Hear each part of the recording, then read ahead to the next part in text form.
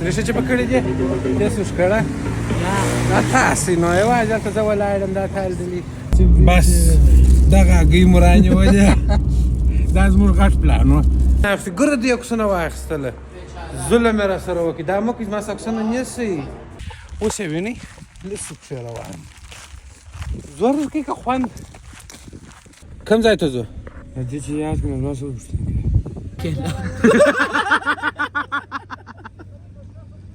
یو وخت پر چرشاخ کښېنستله یا نو ته زما په خوند نه پوهېږې السلام علیکم په دې هیله چې روغ جوړ او خوش خوشحاله به یاست خبره داسې ده چې د شنبې ورځ نه ده د جمعې ورځ ده جمعې په شپه مو بانډار کړی دی لمونځ نه کوي دی صدقه یې قدر خوب مو کړی دی زه یم حاجي بابا صاحب مترحم دی څه پلان ده یا پراټه نه خورم پلان مو د خیر سره پر ځای ترتیب دی بس دغه هګۍ مو رانیولې دا زموږ غټ پلان و نو هګۍ مو رانیوللې اوس زه د سلیمان د کار هلته یې پخوو سره تر ډوډۍ هم رانیسو بلا شیجې مو وړي دي بلا بیا وخورو ښه مستې مستې بیا به نو ولاړ شو چیرې بیا به درته ته څه اوس پرېږدي څه یې کوئ نو وخت د تګ سو تګ د وخت سو روانېږو د خیره سره یو موټر دی وینې پر شا یاران لیکلي دي د هغسې بل موټر دی وینې پر شا یاران لیکلي دي بل موټر دی وینې د هغه پر شا یاران نه دي لیکلي خیر نو زه به د خیره سره کوم ځای ته ځو هلک یو لک سوال کوم ځای ته ځو زه د خیره دایلې ته ښه کوم ځای ته ځو دې چې یاد کړم نو څه وشته ما چل دی به غلط وایي یا بلا شي دی په خپل جانب حق پرست دی نو روان خو د دې در مخ چې بریانیان یو شانه پورته کړو اول یو څه دغه کوو څه ورته وایي جوس څښو تاسې نه سريشه چې پکړې دي تاسو ښکړه دا تاسې نو یوازې هلته زه ولاړم دا تال دي دا دی دی اوس بلاګ جوړوي کیمره پکې نو رالو فرش پوینټ ته زموږ بیا تر ټولو هغه نامي ځای چې دی د خوراکو د څښاک فرش پوینټ دلته به جوسانو شان راپورت نو قدر مو ورکړي شام به راپورت وکړي حاجي صاحب پاته چې کوم سودا دا شی ښه دا دغه دی هغه د میز دپاره د شو شی دی مایان پکښې کېږي او دی ورلګه ستا دکانداري ځای ته څنګه شی دی دا د میز دپاره د شو د شم دا د مټر دپاره دی درای نیسم جرابای خدغه دا چیرې خرڅېږي چېرته واچو نو دا چې دی فرش پوینټ دی او اوس دغه شی لاکې هر رقم جوسان کافي او جوسان او کافي تر ټولو هغه ښه شی دلته پیدا کېږي تر څنګ د بریانۍ دا زموږ د شرکت دا ګلانې به د یاران اکسسریز سره وړي دي نه وایم دا اوبه نه دي وروره دا مایعات دي بله کم شی دی موږ دلته جوسان آماده کړي دغه نفر نه دی دغه دی سلیمان واوا او امید دوی دلته بیخي ډېر عکسونه واخیستل په دغه ځای او په دغه ځای کې زما یوه دانه عکس یې ما سره نه اخیستې ګوره دوی عکسونه واخیستله ظلم یې را سره وکړي دا مه کوئ زما څه عکسونه نیسئ دا اناناس دی دا د کافي ماشین دی او دا ګلان تاسو په هغه ډېرو مردکو کې غټه ګوبالې ده په موږ کې اخیست شوي ده نو شان خو مې در وښول د دې ځای ده چې هغه رقم شان دي بیا یو ځانګړی ویډیو مې انشاءالله د دې ځای ده در باندې وینم چې چیش لري او څنګه شان لري خیر مخته نو اما بعد رالو دا جوس مو را ونیوی ډېر خوند څنګه وخوند امیدله بیخي خوندور دی مالټه نامې ده که امرت مالټه بیخي اشکي شی ده پل نامې دا خو نو نه و انګور چې انګور دې خوړلی وای دواړه به دې هېر سوي وای د خیره سره څنګه دی خوانجه بیخي لوکس د ښه شي باید صفت وشي ښه شی پیدا د صفت دپاره دی او فرش پوینټ ټاپ اعلی درجه هم هغه نور ابلوویژن و هغه رقم شان هم بریاني هم یا کاپیانې هم څلور ساعته خلاص نو موږ سوداوي ګرده خلاص کړی یو شی پاته دی محال کې ولګي ولګېت نو روان یو په الحال یو پر کوچني کوتل حرکت هغه نو یو موټر در مخې تلل یو موږ یو شاته پاته دی چې چیرې دی ولاکه دونه بیچ پاکه یو موږ یا خدای موږ هم دیوانانه پورته هغه ته ووایم چې هم په کار اخته وي دا رسم ولې بابا هغه څوک لاړې چې زه به سم پلان درته تشریح کړم و دا ځای دی مبین واجي صاحب دی لاړل وریا ځای سمې موږ شاوخوا سوداوي ورته کولې خپل سهار مو خوړل عکسونه مو اخیستل دا دې زما د اوس هم ډک و او دغه چې بیا دی سور ته وایي بابا چې بیا دی هغه تللی و پالجانو په خیرلاب شو نو دا رقم بیا نظمه یو هلته بېلته ګرده سره یو ځای کېږو په داله کې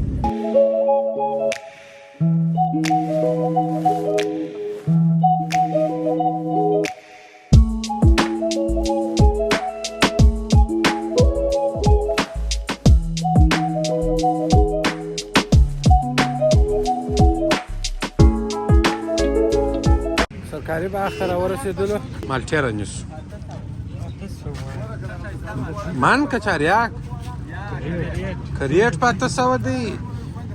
څنګه پښکې کې وای دا په څو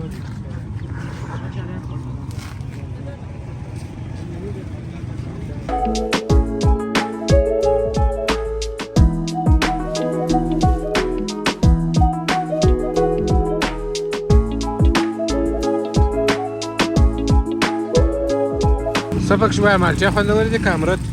امرت چې ډېر څه کلک چې ښه بس خاص پر مالټې نه نامیان ازه سید حاجي صاحب بایا صاحب مالټې خورې که امرت یا مالټې ولې امرت هغه کې دانې چې ښه موږ به معده کې اوسه کمزوري یو حاجي صاحب امرت خورې که امرت یا چای شو صاحب وایه نه دی دی دی ښه مالټه خورې که خوږه خورې دواړه تروه مالټه نه خورې یو شی یو شی خوښ دی چی شي پرچاونه څو ځینې پاتې دي وای اوویشت پرون به ول 40 خو نن بیا وګورو به نشته څو ځینې پاتې دي یاره چې دې شي دا یو څو ځینې پاتې دي سلوي ځینې پاتې دي شل دي سلوي څلور پرون ډک شوي دي ماښام زه په خبر یم مازدیګر به ورسو د ښاره ورسو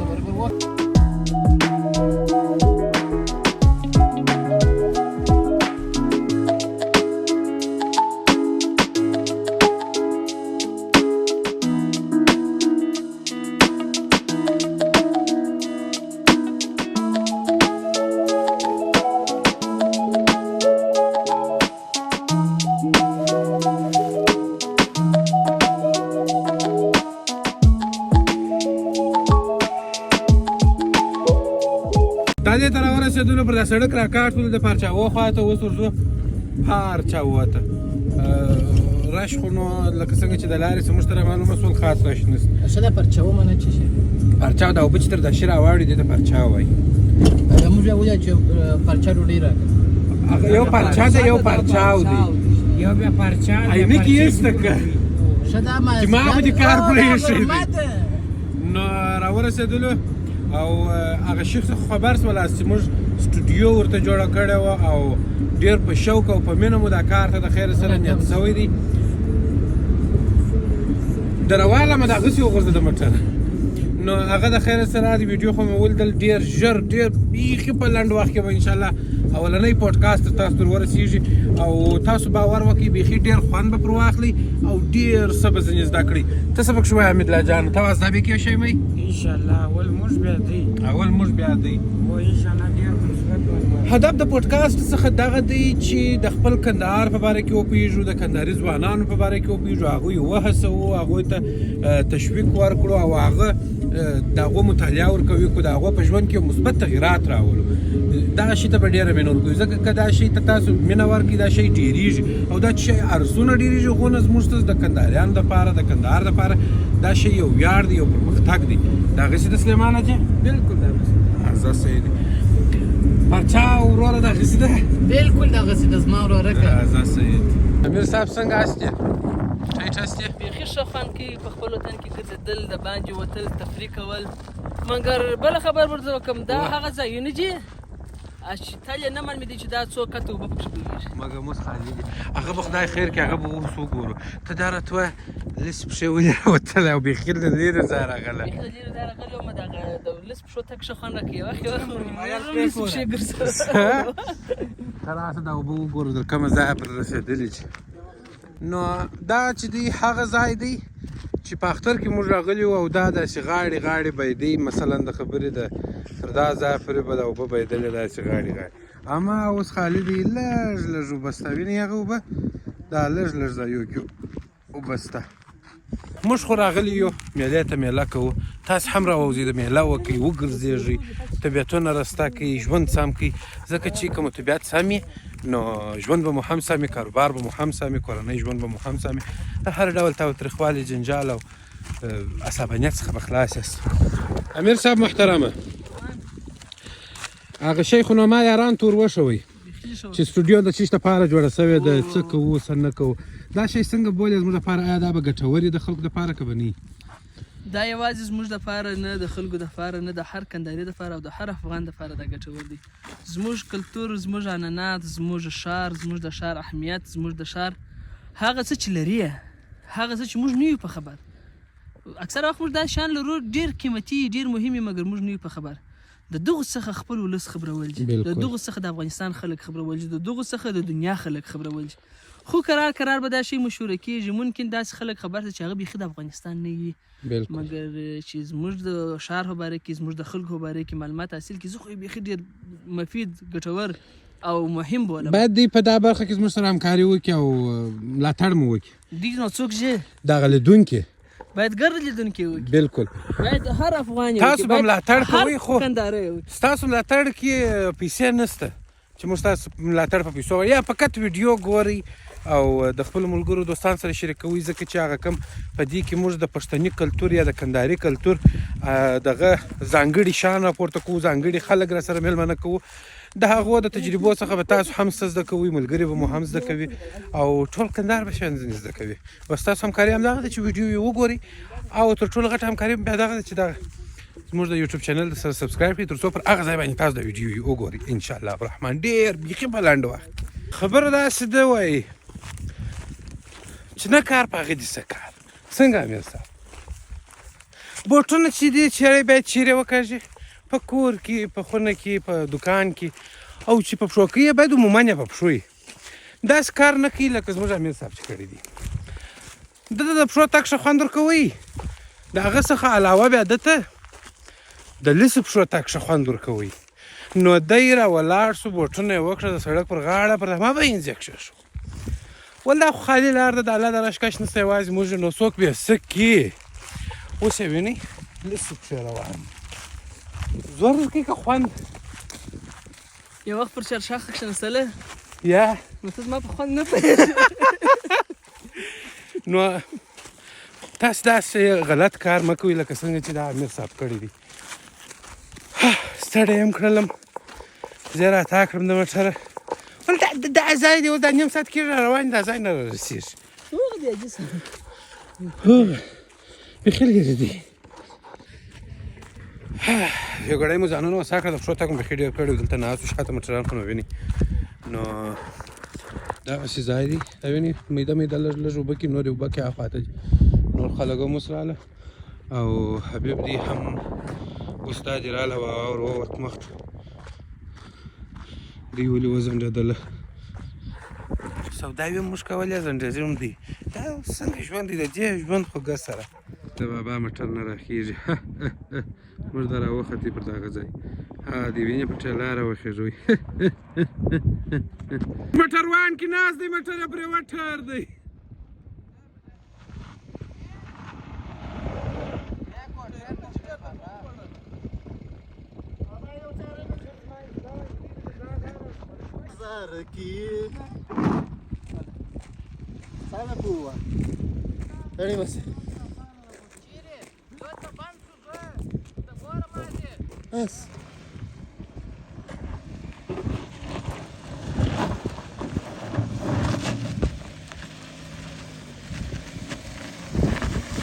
د لمانځه د ډوډۍ وخت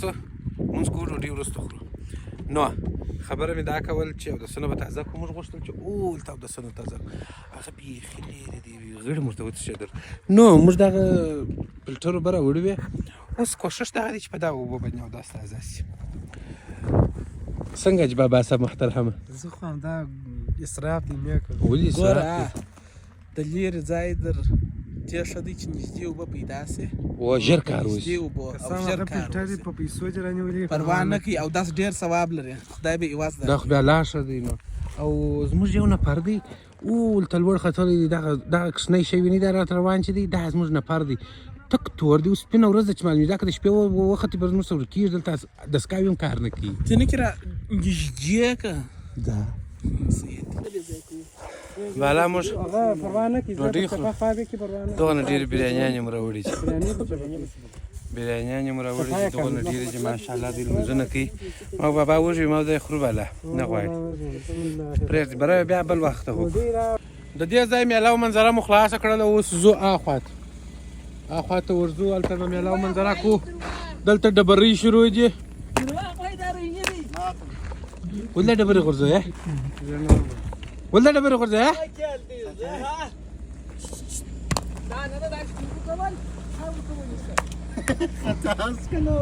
دا هغه ځای راووتلو چې موږ ناست وو اوس رالو دلته د ډب خواته او د ډب خواته د هغه څخه رالو د موږ دلته کلپۍ رانیسو دا کلپۍ راله کلپۍ دا چې د کلپۍ ده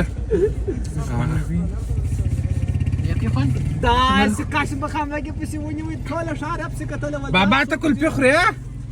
کلپۍ مې خوره خوند نه کوي